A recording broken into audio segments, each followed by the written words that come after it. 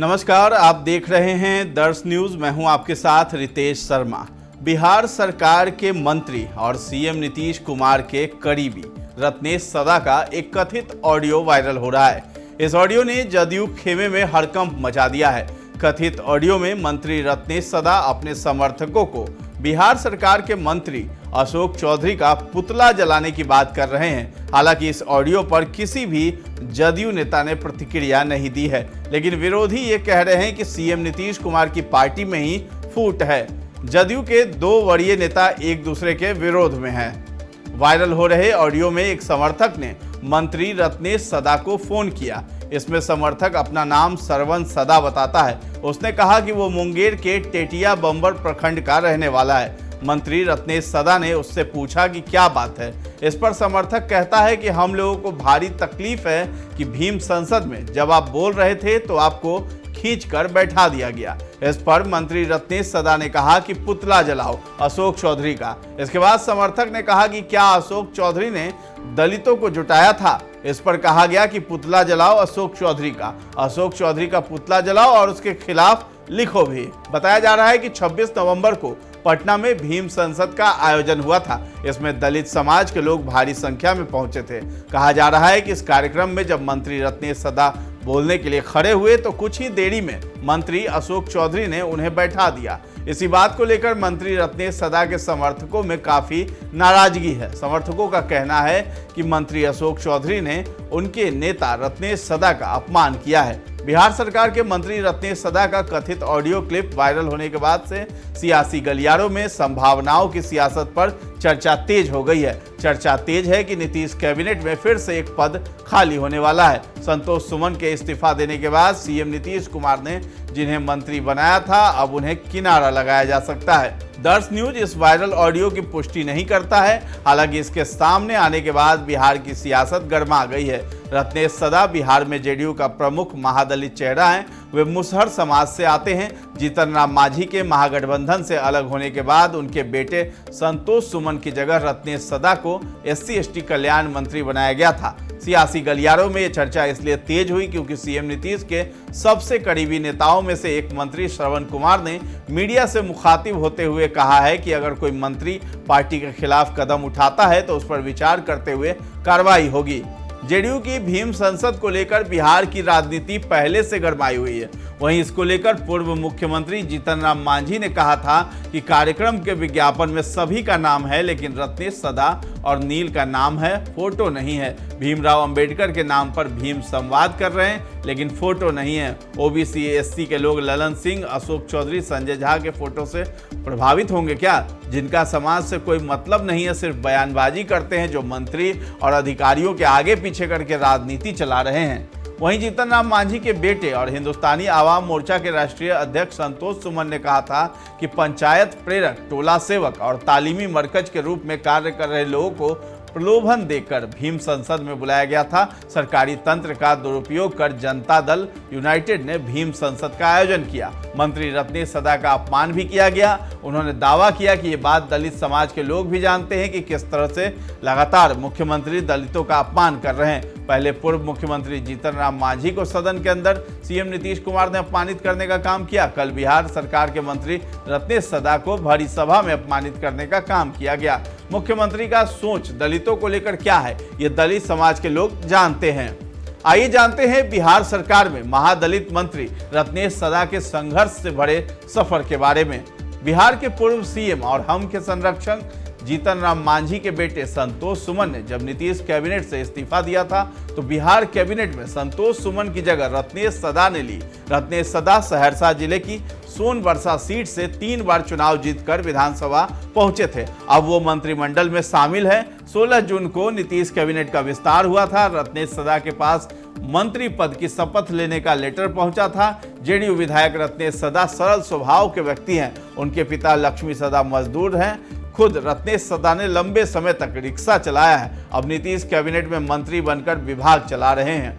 मांझी के बेटे संतोष सुमन की जगह मंत्रिमंडल में शामिल हुए रत्नेश सदा भी मुसहर समाज से आते हैं। बिहार की सियासत के जानकारों का मानना है कि जीतन राम मांझी से ज्यादा जनाधार रत्नेश सदा का है। रत्नेश सदा जेडीयू के उन नेताओं में से एक है जिन पर मुख्यमंत्री नीतीश कुमार भरोसा करते हैं। यही वजह है कि रत्नेश सदा को नीतीश कैबिनेट में जगह मिली है। रत्नेश सदा सरल स्वभाव के पढ़े लिखे व्यक्ति हैं। चुनाव आयोग में 2020 में दायर किए हलफनामे के अनुसार उनकी शैक्षणिक योग्यता स्नातक है। उन्होंने संस्कृत में आचार्य की डिग्री हासिल की है। इस वक्त वो 49 साल के हैं। हलफनामे के मुताबिक उनकी चल अचल संपत्ति 1 करोड़ 30 लाख है। चुनाव आयोग में दाखिल हलफनामे में रत्नेश सदा पर किसी तरह का कोई भी आपराधिक केस नहीं मिला है। वे सहरसा जिले के कहरा कुट्टी वार्ड नंबर 6 के रहने वाले हैं। उनके 3 बेटे और 2 बेटियां हैं। सहरसा के सोनबरसा सीट से 3 बार चुनाव जीतकर विधानसभा पहुंचने वाले रत्नेश सदा के माता पिता मजदूर थे। मजदूरी में मिलने वाले अनाज से घर के 10 बच्चों का पालना मुश्किल था। परिणाम स्वरूप रत्नेश सदा और उनके भाई बहनों के लिए बिना खाए सो जाना आम बात थी। बकौल सदा माता पिता को मजदूरी में धान गेहूं मिलने पर जश्न जैसा माहौल होता था, क्योंकि भात और गेहूं के आटे की रोटी भी परिवार के लिए दुर्लभ चीज थी।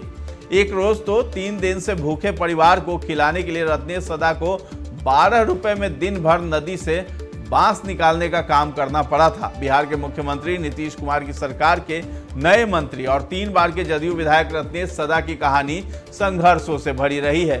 रत्नेश सदा बताते हैं कि उनके समाज की सबसे बड़ी समस्या है शिक्षा का अभाव। रत्नेश ने खुद बड़ी मुश्किल से ग्रेजुएशन तक की पढ़ाई पूरी की है। रत्नेश सदा बिहार के महादलित समुदाय से ताल्लुक रखते हैं और खुद को कबीर पंथी बताते हैं। उन्होंने बताया है कि कैसे एक हत्या की वजह से उनके मन में राजनीति ज्वाइन करने का ख्याल आया था। साल 1995 की बात है। विष्णुदेव सदा नामक एक वामपंथी नेता की अपराधियों ने हत्या कर दी। विष्णुदेव सदा के लिए आयोजित एक शोक सभा में रत्नेश सदा को भी बुलाया गया। उस कार्यक्रम में परिवार को सांत्वना देने के लिए वामपंथी राजनीतिक संगठन CPIM के गणेश शंकर विद्यार्थी भी पहुंचे हुए थे। रत्नेश बताते हैं कि तब राज्य में हत्या, लूट और अपहरण की घटनाएं चरम पर थी। विष्णुदेव सदा की शोक सभा से लौटने के बाद रत्नेश सोच में पड़ गए कि समाज में फैली इन समस्याओं का क्या उपाय है। इंटरव्यू में सदा बताते हैं, हथियार उठाने से काम नहीं चलता। पढ़ तो लिया था, लेकिन तब अपने दम पर कुछ करने का सामर्थ्य नहीं था। सोचते सोचते मुझे लगा कि सभी तालों को खोलने की एक ही चाबी है, राजनीति। 1 साल पहले ही नीतीश कुमार ने समता पार्टी का गठन हुआ था। तब रामजी राय समता पार्टी के उम्मीदवार थे। मैं उन्हीं के संपर्क में आया। वो चुनाव तो हार गए, लेकिन मुझे उन्होंने पार्टी का पंचायत अध्यक्ष बनाया और फिर प्रखंड अध्यक्ष बनाया। रत्नेश सदा ने साल 2001 में ग्राम प्रधान यानी मुखिया का चुनाव लड़ा था। दरअसल तब सदा ने गांव में झोला छाप डॉक्टर की ख्याति हासिल कर ली थी। इसके पीछे भी एक कहानी है। 12वीं के बाद आगे की पढ़ाई के लिए रत्नेश सदा घर से कई किलोमीटर दूर रहते थे। जब साल 1991 की जनवरी में सदा घर आए तो उनका परिवार पिछले 3 दिनों से भूखा था। रत्नेश सदा को देखते ही घर के सभी लोग रोने लगे। घर में कुछ खाने को था नहीं तो पूरा परिवार खेसारी का साग खाकर सो गया। सुबह से ही परिवार काम मिलने के इंतजार में था। तभी एक बांस का व्यापारी आया। उसे नदी से बांस निकलवाना था। नदी से 200 बांस निकालने पर 24 रुपए मिले। सदा के लिए अकेले इतना काम करना संभव नहीं था। उन्होंने पड़ोस से अपने मामा को बुला लिया। दोनों ने पहले अपनी मजदूरी के 12 रुपए लिए। रत्नेश ने चावल खरीदकर परिवार को दिया और फिर दिन भर बांस निकालने का काम किया। मजदूरी के उसी पैसे से सदा के परिवार ने भात खरीद कर खाया। नदी से बांस निकालने के बाद सदा नदी पार कर जंगल के रास्ते अपनी मंजिल, जहां रहकर पढ़ाई करते थे, की तरफ निकल पड़े। रास्ते उनकी मुलाकात साधु श्याम सुंदर से हुई। श्याम सुंदर संत होने के साथ साथ ग्रामीण चिकित्सक भी थे। सदा साधु का झोला लेकर साथ चलने लगे। रास्ते की बातचीत में साधु को सदा की गरीबी और मजबूरी का पता चला। उन्होंने सदा को अपने क्लिनिक पर काम दे दिया। वहां काम करते हुए ही सदा ने संस्कृत में BA किया। वहां सीखे काम की बदौलत आगे चलकर सदा ने रोजी रोटी कमाने के लिए झोला छाप डॉक्टर का भी काम किया। बिहार में आई विनाशकारी बाढ़ में किए गए राहत कार्यों के चलते वो शरद यादव जैसे नेता की नजर में आ गए। बाद में एक पत्रकार ने उनके लिए माहौल बनाया और महादलित सम्मेलन करवाने की चुनौती रत्नेश सदा को स्वीकार करवा दी। इस सम्मेलन की सफलता के चलते 2010 में उन्हें जदयू से विधायक का टिकट मिला। तब से वो राजनीति में सक्रिय हैं और नीतीश कुमार के सबसे करीबी मंत्री माने जाते हैं। ये जानकारी आपको कैसी लगी है हमें कमेंट सेक्शन में जा करके ज़रूर बताइएगा और हमारे चैनल दर्श न्यूज़ को अब तक सब्सक्राइब नहीं किया है तो कर लीजिए और अगर ये वीडियो आप फेसबुक पर देख रहे हैं तो हमारे पेज को लाइक और फॉलो करना न भूलें। धन्यवाद।